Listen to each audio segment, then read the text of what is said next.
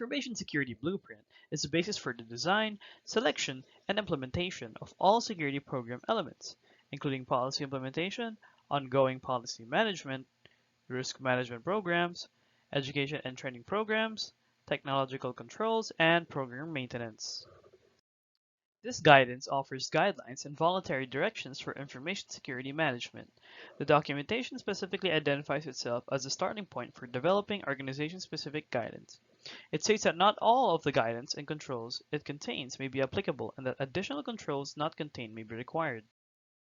Plan process establishes ISMS policy, objectives, processes, and procedures relative to risk management. Fine-tune information security to provide results mirroring objectives of the organization.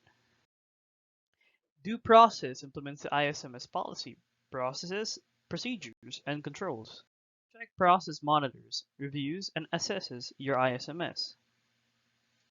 Act process initiates any relevant update and/or improvements to your ISMS based on the results of an internal audit.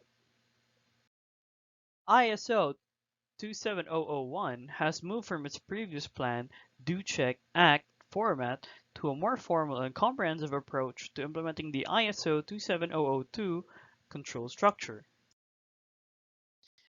This table provides a list of ISO 27000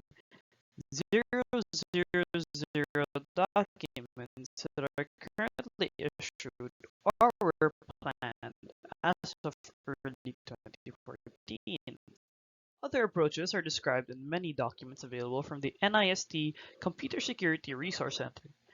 The following NIST documents can assist in the design of a security framework. These documents apply to the blueprint for information security. The scope of NIST SP 800-14 is broad, so you should consider each of the security principles it presents. Security supports the mission of the organization. Security should be cost-effective. Security responsibilities and accountability should be made explicit, and security should be periodically reassessed are some of the significant points in this document. Security Area Working Group acts as an advisory board for protocols and areas developed and promoted by the Internet Society. The Site Security Handbook covers 5 basic areas of security, with detailed discussions on development and implementation.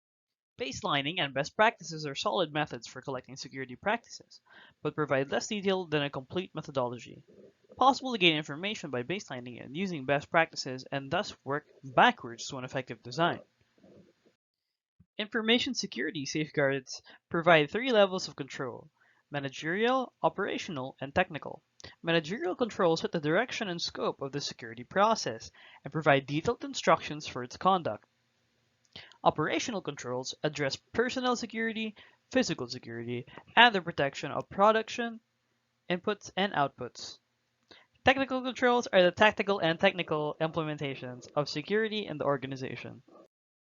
This is the spheres of security. The sphere of views on the left side illustrates the ways in which people access information. The sphere of protection, as shown by the shaded bands on the right side, illustrates that a layer of protection must exist between each layer of the sphere of views. A basic tenet of security architectures is the layered implementation of security.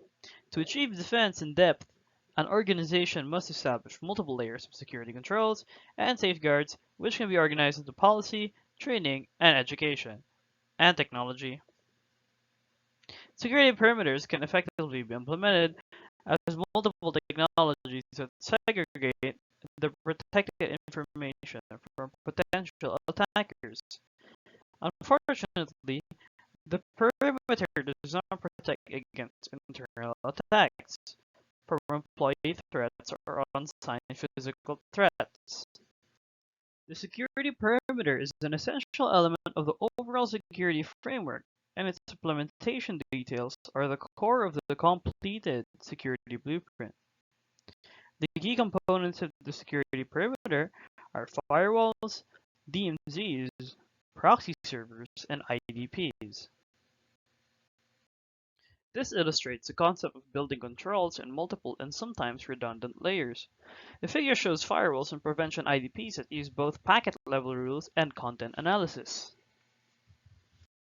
A security perimeter is a border of security that protects all internal systems from outside threats.